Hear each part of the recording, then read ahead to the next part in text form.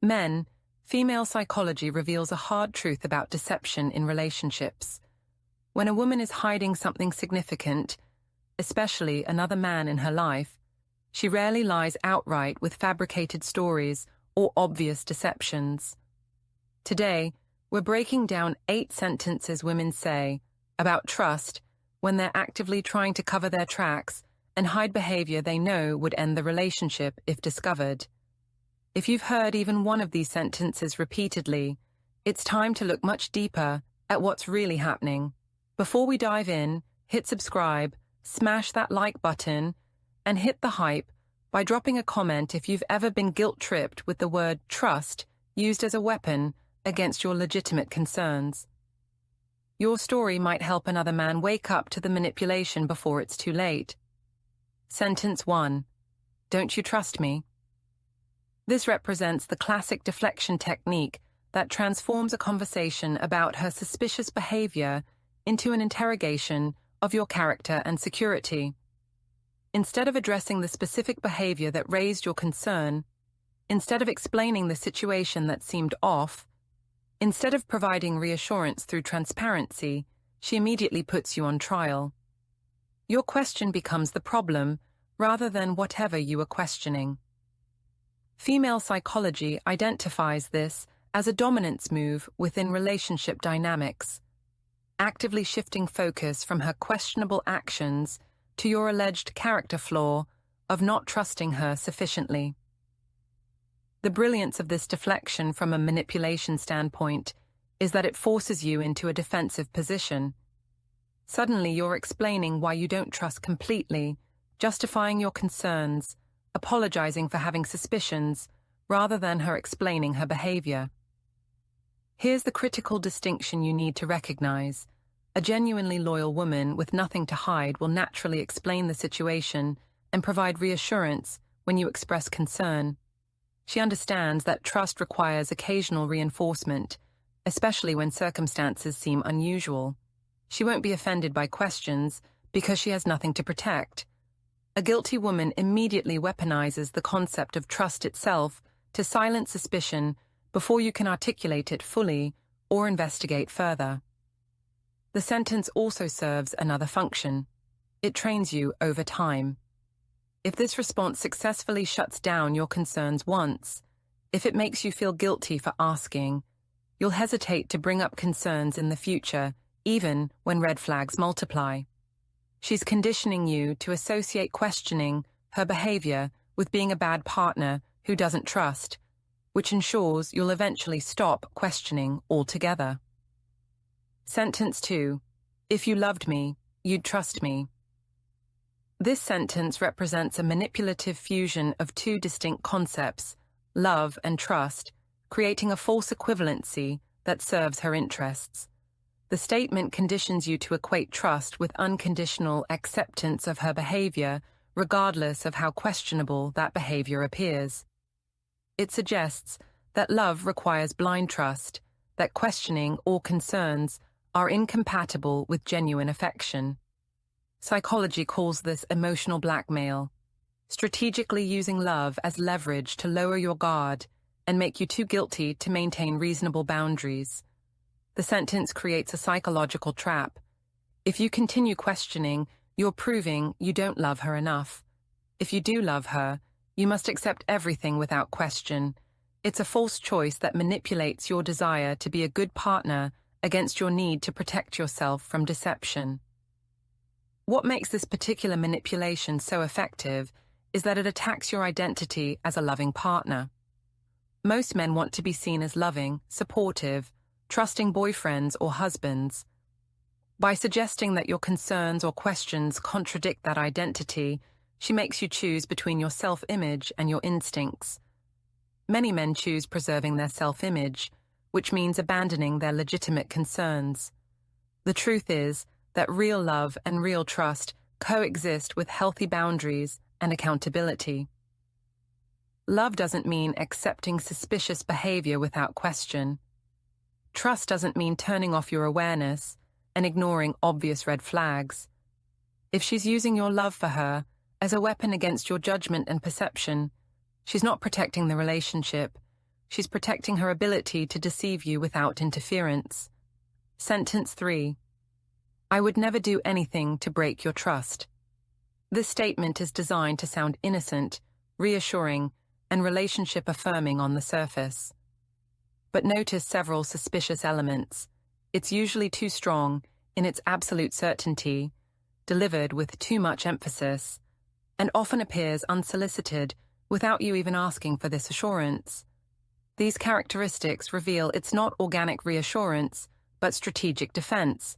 Cheaters consistently overemphasize loyalty as a proactive way to mask current or planned betrayal. Female psychology demonstrates that people actively lying about fidelity often speak in absolutes, never, always, I would never, as a way to convince both you and themselves. The absolute language serves to shut down any nuance or questioning. There's no room for discussion when someone has declared in absolute terms that they would never do something. The unsolicited nature of these declarations is particularly revealing. Think about why someone would volunteer this information without being asked. Innocent people don't typically feel the need to proclaim their loyalty randomly. They demonstrate loyalty through consistent behavior and don't require verbal reinforcement because there's no accusation to defend against. When someone preemptively insists they would never break your trust, they're often responding to their own guilty conscience rather than to anything you said or did. The more frequently she repeats variations of this sentence, the more likely she's hiding something significant. Repetition serves two purposes. It's attempting to convince you through sheer frequency, and it's attempting to convince herself that she's not really doing anything that wrong, or that her actions don't constitute real betrayal. The lady doth protest too much, as the saying goes, and excessive protestations of innocence frequently indicate guilt. Sentence 4. Relationships don't work without trust. This sentence states something that's absolutely true in theory. Trust is indeed fundamental to healthy relationships. But watch carefully how she deploys this truth in practice because it becomes deeply manipulative. She's not making an observation about relationship dynamics or starting a conversation about how to build trust together. She's issuing a warning disguised as wisdom. Stop questioning me, or you're destroying our relationship.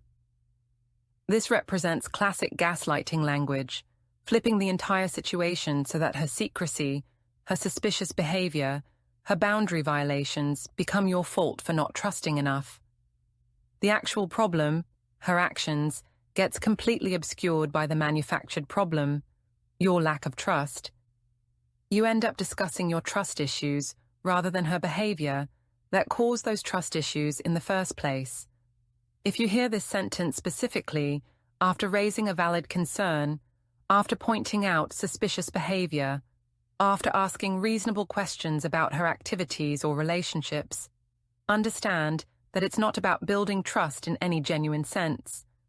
It's about shutting you up, making you the villain in the story, and ensuring you won't raise concerns again because you've learned that doing so results in being blamed for relationship problems.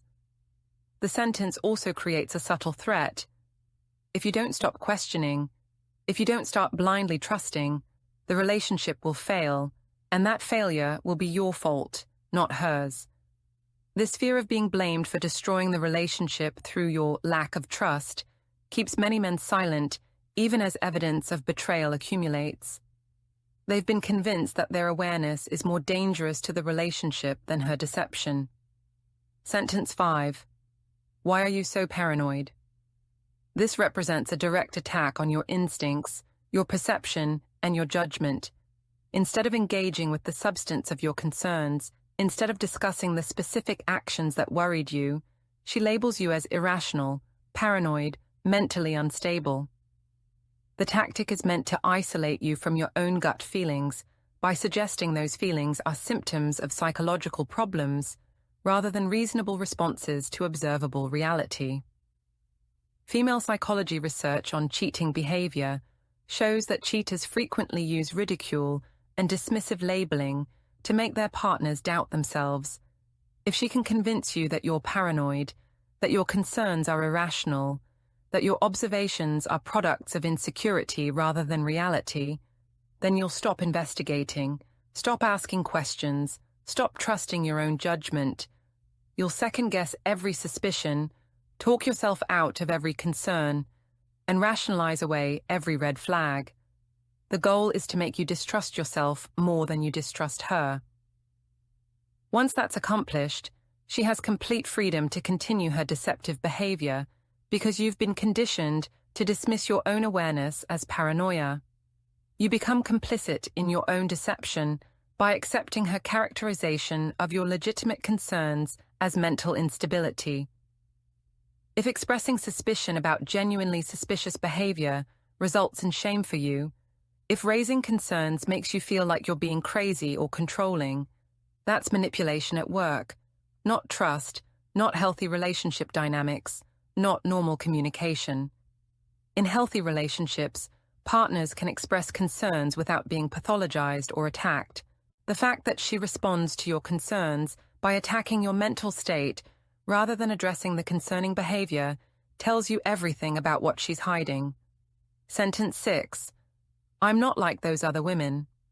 This classic preemptive defense involves contrasting herself favorably with some vague group of other women who cheat, lie, or betray their partners. By creating this distinction, she's attempting to build credibility without actually providing any evidence of trustworthiness. She's asking you to believe in her character based on her own self-assessment, rather than on her observable behavior. Psychology shows that liars consistently use comparative statements to disarm skepticism and plant false confidence. I'm not like X, or I would never do Y like those people do, serves to position the speaker as categorically different from wrongdoers, making it psychologically harder for you to suspect them of exactly the wrong they're distancing themselves from. It's a subtle form of misdirection that works by creating mental categories where she occupies the trustworthy category by declaration. If she brings this up unprompted, especially at moments when trust is being questioned or when you've raised concerns about her behavior, it's not genuine reassurance. It's strategic positioning meant to make you feel guilty for suspecting someone who has verbally placed themselves in the good women category. The timing reveals that she's responding to either your spoken suspicions or her own guilty conscience. The irony is that genuinely trustworthy people rarely feel the need to distinguish themselves from untrustworthy people. They don't think in those terms because they're not defending against accusations or managing perceptions. They simply behave consistently in trustworthy ways. When someone frequently reminds you that they're not like those other women, they're often preparing you to not see them clearly when they behave exactly like those other women they claim to be different from. Sentence 7. You're the only one I care about. On the surface, this sounds sweet, romantic, and reassuring, exactly the kind of thing you want to hear from your partner. Underneath that surface appeal, however, it's often deeply strategic in its deployment. This sentence frequently appears precisely because someone else has entered the picture, and she needs to anchor your emotions, to remind you of your supposed special status, to distract you from evidence that contradicts the sentiment being expressed. The timing of these declarations matters enormously.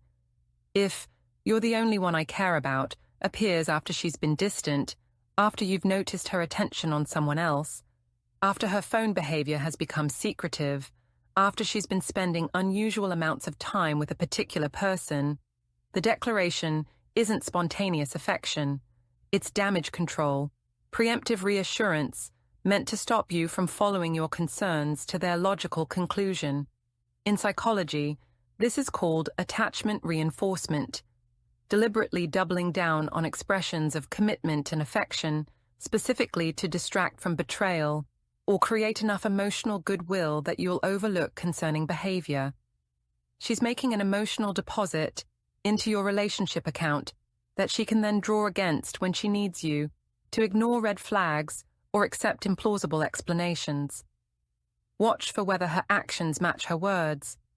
Does she actually behave like someone for whom you're the only one she cares about?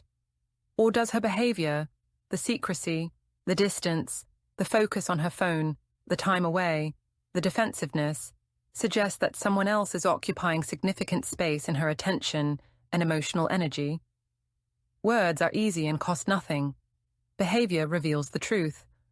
When words and behavior contradict, believe the behavior every single time. Sentence 8. If you don't trust me, maybe we shouldn't be together. This represents the nuclear option in trust manipulation, transforming your legitimate concerns into an ultimatum about the entire relationship. She's not addressing your concerns, not providing reassurance, not offering transparency to rebuild trust. Instead, she's threatening to end the relationship if you don't immediately stop questioning her, essentially punishing you for having concerns by putting the entire relationship at risk. This is a sophisticated manipulation test. If you back down immediately, if you apologize for questioning her, if you promise to trust more and question less, she learns something crucial. She learns she can continue hiding whatever she's hiding without facing any real resistance from you because you value the relationship more than you value truth. And you'll sacrifice your own judgment to keep her from leaving. The ultimatum format creates enormous pressure. Most people, when faced with "trust me blindly" or "we're done," will choose to trust blindly rather than face the immediate pain of relationship loss. This is especially true if you're deeply invested, if you've built a life together, if the thought of starting over feels overwhelming. She's weaponizing your investment in the relationship against your need to protect yourself from deception. If trust has become a weapon instead of a bridge between you, if the word trust is used to attack you rather than to describe mutual confidence, if discussions about trust are ultimatums rather than collaborative efforts to strengthen the relationship, understand clearly. She's not protecting the relationship from your distrust. She's protecting her secret from your discovery. The relationship isn't threatened by your questions, it's threatened by her answers, or more accurately, by what her honest answers would reveal. If this breakdown helped you recognize trust manipulation you've been experiencing but couldn't identify, smash that like button, subscribe for more insights into female psychology and relationship dynamics, and drop a comment sharing which sentence you've heard most often. Your awareness is your power. Once you recognize trust being weaponized against you, you can refuse to accept manipulation disguised as relationship wisdom.